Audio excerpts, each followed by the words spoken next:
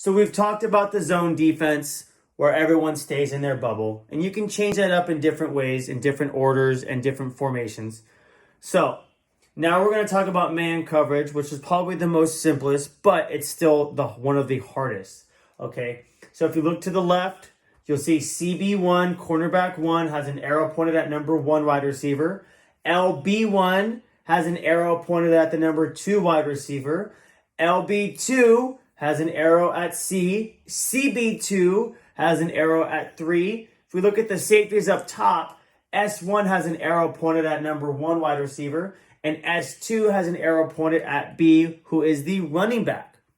Okay, if the defense has an arrow pointed at a specific player, that means they are covering them. So, let's play a game here. If the number 3 wide receiver is running a go route all the way deep, going for a big-time touchdown, CB2 needs to stay with them the whole time.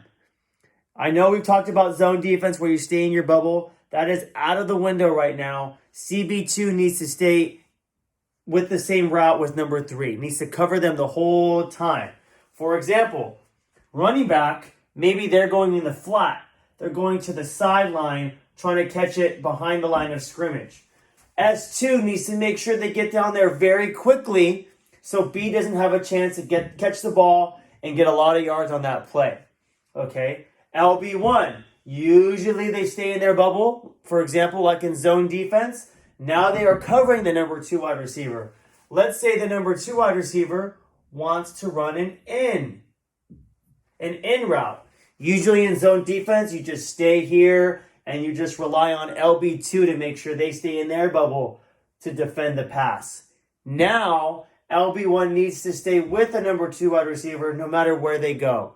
Okay, unless your coach tells you otherwise. So, this is the breakdown of man coverage. You cover a specific player. The bubbles are out of the window. You need to stay with them the whole time for whatever route that they do.